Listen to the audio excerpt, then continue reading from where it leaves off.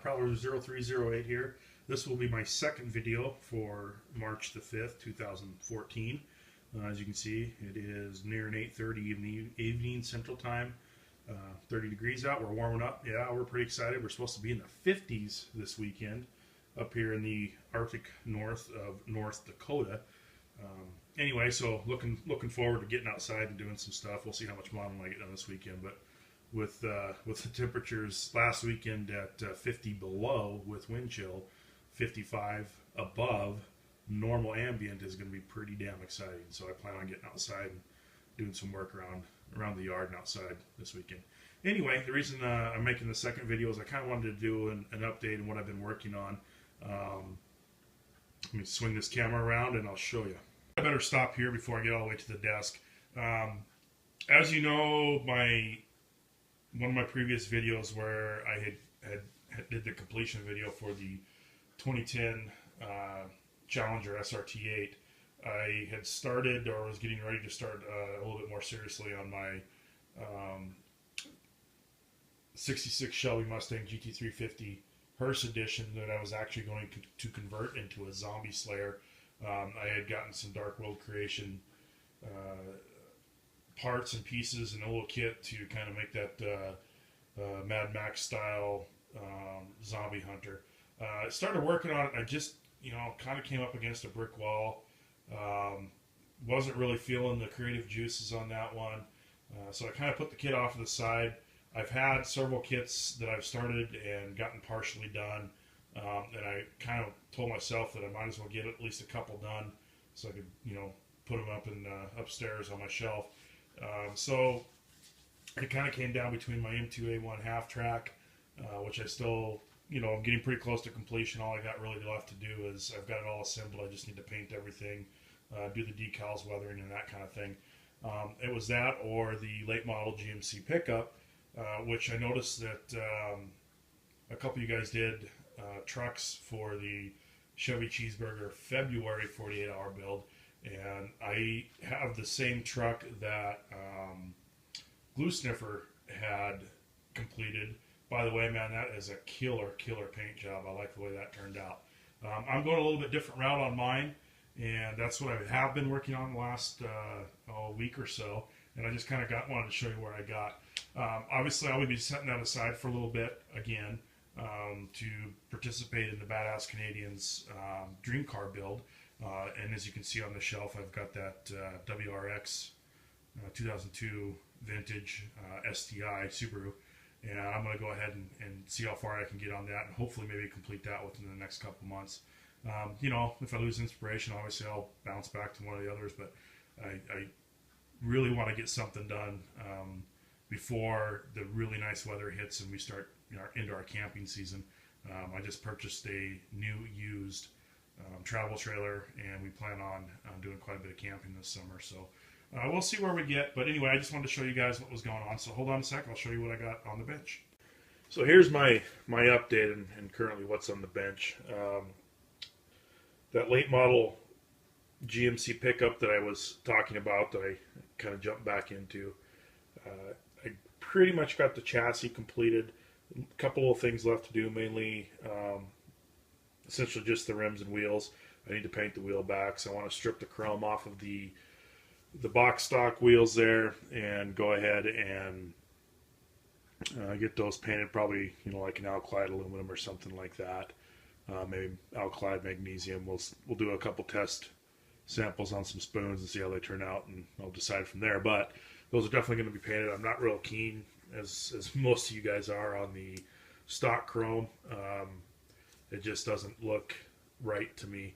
Anyway, so this was kind of the reason I wanted to get back into doing this kit was it was kind of a dream for me to have a late model Chevy in high school. I wanted it to be a bright blue, almost like an electric blue. I wanted a big block Chevy in there, 4-speed 4-wheel drive. It was kind of my dream truck.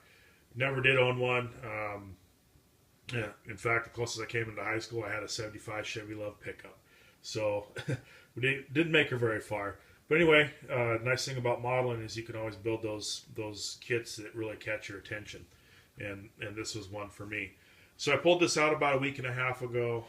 Started working on it again, and for the most part, like I said, I got the chassis done. Now, what I've got done on the chassis is, as you can see, most all the paintwork's done. I got the engine transmission together and put into the chassis. Just threw the wheels on there so I could have a roller to see what it kind of looked like. So that's what we got. Now, if you notice, if any of you guys have done this kit, you can tell that the transmission and engine are not part of the box stock kit.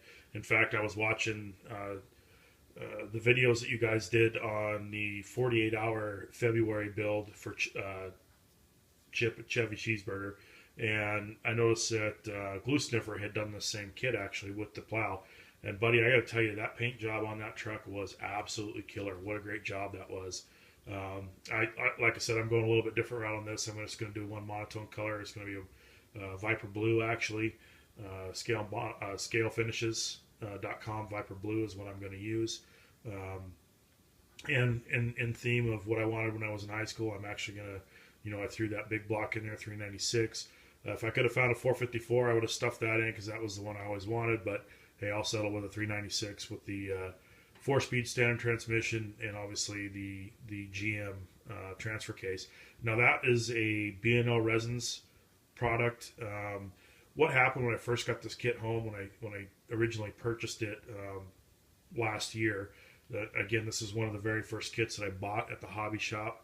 My half track was the first one, and then I purchased this one like a week later.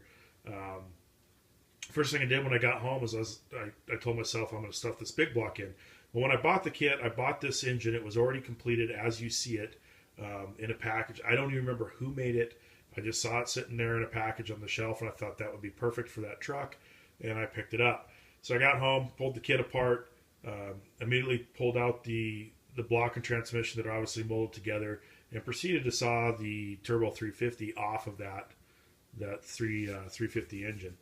Well, obviously, I screwed it up and got frustrated, and I threw all the parts into the box and stuffed it away in one of my drawers, and thought I'd work on it later when I didn't think about it anymore. So that's what happened a week and a half, 2 weeks ago. I pulled this out and essentially had a primered frame.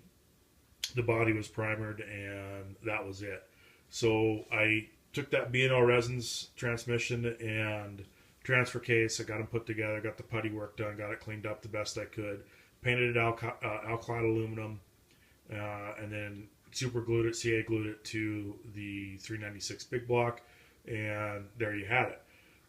In order to complete that look and make it look not so new and not so modelish, I guess you could say, is I went ahead and tried my hand at black washing.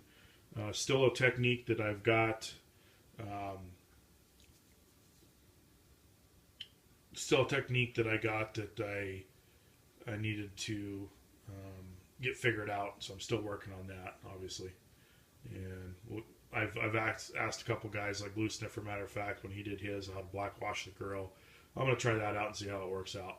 Along with that, as you can see, I completed the exhaust system. Again, I tried my hand at the alkyds on that. This time, instead of the black base coat, I went ahead and tried shooting the aluminum base coat, figuring a little bit more, vibrant, lustrous exhaust system. And I think I've narrowed it down to the stainless steel color is super dark.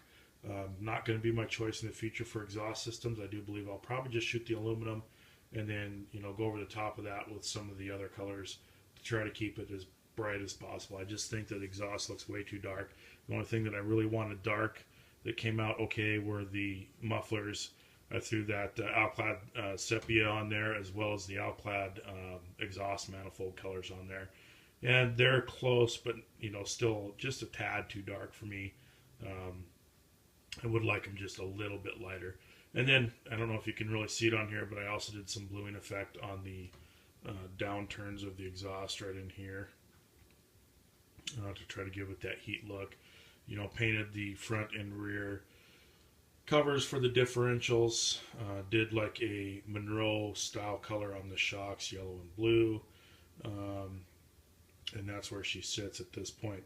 Again, like I said, I'm going to strip the chrome, liquid plumber off the liquid plumber the chrome on the wheels. I want to paint that, probably a alclad magnesium and or aluminum. We'll see. I'm going to do some spoon tests to see which one looks a little bit better, but we'll go with that. And then also the wheel backs will be painted the same color, so then the chassis will be 100% complete. Haven't really gotten too far on the body, basically from when I really started this kit. The cab has been primered. I still need to do, obviously the back portion is not completed yet. It's actually still bare styrene on the tree, so I need to get that in primer, as well as the hood. Pretty much got the box completed. What is left on there, as you can see, the hole's already punched out. I'm going to go ahead and throw the roll bar in there, and then some of the chrome work and the light bezels and lights and so on and so forth. And then the interior I haven't really even started on. I think I got the bucket in and I did some putty work on it, and that was about it. So, however, I'm going to set this one off to the side once again and go to town on the Badass Canadians dream car build, which I will have in a previous or in another video where I'm going to discuss what that is. It's actually going to be that 2002 World Rally Championship car, the Subaru Impreza WRX STI. Like I said, I'm going to do it in the Solberg edition, so it'll have Solberg's name on the window, along with his co-driver, and it'll have number 11 on there. So I'm going to work on that one for the next couple months, see where we get. As I said before, or maybe I didn't, is that the weather is starting to get really nice here, or is going to be getting really nice. We're going to be getting into camping season here in the next month or so, maybe two, and in that we bought a new travel trailer. I expect most of my summer will be spent camping, so we'll see how much modeling I get done between now and then, and hopefully I'll be able to finish at least one or two of these kits up. But other than that, same old stuff, different day. Looking forward to watching all your builds and seeing how you guys progress, both on the Chevy Cheeseburger tribute build, which I do again apologize for not participating in that. I just wanted to go with a different direction. I'm kind of up against up against my lack, or writer's block, if you will, or modeler's block, on the American muscle cars and American iron. I kind of want to do what I really enjoy, and that's the import cars, particularly a Subaru, which has always been my dream car. So we'll see how that goes, see if it can keep me happy and excited about modeling, which I don't think I'll have a problem doing that, and we'll go down that road. But anyway, everybody have a good night, and we'll talk to you later. Thanks.